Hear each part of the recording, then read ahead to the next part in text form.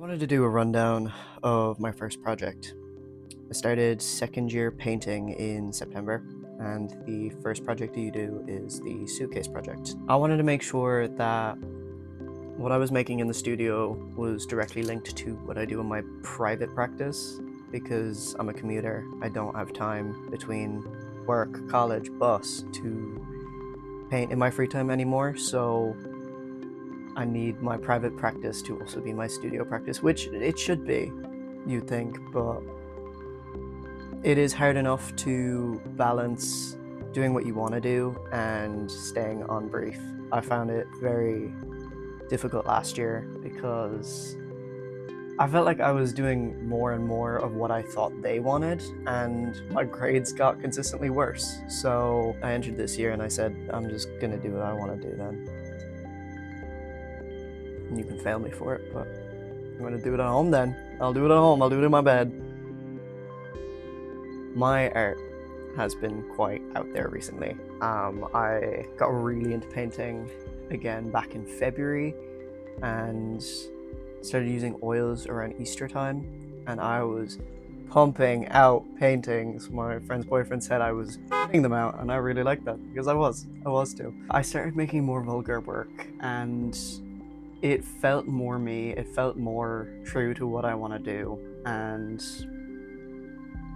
I feel like there's enough artists out there to make the pretty stuff, and I'm probably not the person to just make the pretty stuff. I can make pretty stuff, and you'll see I did have a period during this project where I just made pretty stuff, but I didn't feel anything for it, so I found it very hard to stay motivated with it. I think there's two wolves inside of my art practice. One is snapshots into daily life, and the other is the taboo, the vulgar.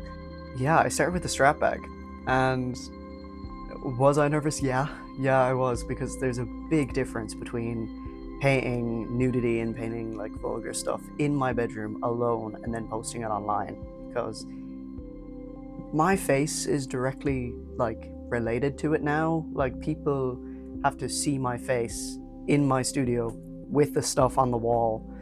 So that was very nerve-wracking, because at least when it's online, I don't really care about how it's perceived afterwards. It's like, well, that's none of my business. You don't get that option too much in person. Kind of there to experience it, and that's a bit harder. That's a bit harder to ignore. I started off with scanography, and I've never done it before. I really liked the images that came out of it, and I liked that no matter what, they'd never be the same twice. A lot of it, I couldn't put the panel down. It made the scanner not like me very much, and it ended up giving these weird colors and these weird glitches. It reminds me of the Piracy It's a Crime ad they'd put before DVDs. Putting up the scans, I'm glad I could rely on the fact that I was confident in the images. I thought they were interesting myself, and it's the mindset of, well, if I think they're interesting, I can't be the only one. I'm not that special. So put them up and got a mix of reactions, but I'm grateful for the people around me to be as open-minded and like respectful as they are. Yeah, we started with the scanography. With the first paintings, I felt nothing for them. I actually hated that portion of it because I was sticking so heavily to the brief. It's a very detailed brief. I'm very grateful for that. It was a lot of structure that we didn't get in the first year. I found myself struggling to push boundaries in the start, so I was just kind of making art that was like objectively pretty, and it's like, okay, it's got visual interest, and it's like, it's a nice picture, but it's not anything I really want to be known for. I want to be known for the deeper stuff, so I'm glad I kind of was able to push through that. But people did really like it. People really liked the fanny pack piece, which, funnily enough, I can't even take credit for. I had a conversation with my coworker. We were talking about it, and I was like, do you know what a strap bag is? And she was like, yeah, like a fanny pack. I went, so no, but yes, and also that's really funny. So that's how that started, and everyone really liked it. The rest of them were cool. I hated working with acrylics. That was probably the worst part of it, especially the brown paper one. I wanted to do something big, and the brown paper is the easiest thing to get. I just wasn't too into the project at this point, so I was like, give me the paper. It just sucks all the moisture out of the paint. It takes ages to build up layers, but it's also not the color I put down. It's not the color I mixed. And then we kind of moved on. I started kind of having more direction with it. and it came from the fact that all my stuff gets taken down or restricted, which is really annoying. But there's definitely worse things on this platform that you are completely fine with showing. I don't think my painting is going to scare anybody. It's a big thing about censorship, which I have a lot to say about, which I might make a separate video on. I started off with the whole thing of why is it okay for hunters to show all their guns and the animals they've hunt and like videos of them hunting said animals, but I can't show a painting of a woman's breasts. And like, I know a lot of my paintings are a bit more than just some breasts, but why is what I'm showing so much more harmful than a dead animal? Why is that okay to desensitize, but sexuality isn't? So yeah, I started off with my guns and sex toys painting. I didn't really feel much for it. It was pretty cool. It's like fun to look at, but it didn't really go where I wanted it to. But I really liked the rust piece. I asked for 2 pieces of metal. One was perfectly pristine, the other one was absolutely destroyed in rust, and I was delighted. I was besotted with it. And I showed it to my friend, and she was like, you need to paint something dirty on that. And I did. Of course I did. It was really fun to explain it to my tutors when I was showing my installation. I was like, do you know what that is? And they were like, oh, it's a vagina. It's a vagina really close up. Yeah, back to the scanner. It's my own scanner in my own house, so I'm allowed to do this, but I sat on it.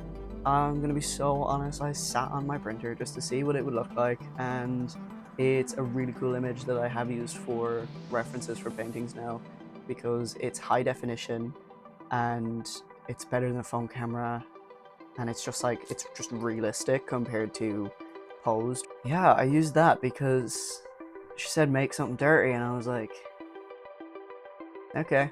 Because not many people are going to take that well. I know there's going to be people being like, oh, okay. Yeah, I painted that, and I wanted to keep the raw, like, rust underneath. I don't know how that's going to be archival. I don't imagine it can be, but it's pretty cool. Might make prints of it. It ended up being one of my favorite pieces. It works as censorship in its own right because it's so close up that nobody can tell what it is. Like, I'd ask people, I'd be like, what is that? And they'd be like, mountains? Or they know what it is, but they wouldn't know where to place it. I find that really funny as well, because I feel like by association you should be able to figure it out, but people would still not be able to see it until, I don't know, it's kind of like an optical illusion. It's one of my favorite pieces now. Obviously I don't want to show the picture, so I'm not going to, but if you were to see the reference image and then see it next to the painting, you'd be like, damn, that's dead on. Then we had my final piece, which, oh my god, my magnum opus for the first semester. I love her so much. It is 50 by 100 centimeters MDF on a frame. So it's got some chunk to it. It's 2 panels, and I made sure it was like gonna be halved. So it's 50 by 100, because then each side would be 50. Don't go measure it, because I don't think it is actually true to that, but it looks it. No one's gonna know except me and you. It's the naked figure next to a rotting deer carcass, because the figure is pixelated and the carcass is completely uncensored. You could tell I was picking up the pace with my acrylics again, kind of getting back into that flow. I did, however, use a slow drying agent, so that might also be why, because it made them closer to oils. Not by much, it was still very hard, but it did help. Started with the base layer and then built up the colors, and I should have taken a reference. I had to do that completely from my brain, and it was really hard. I did have a reference for the carcass, but not for the body. I should have, because I usually do, and I guess I was too lazy. I'm gonna be so honest, I guess I was too lazy.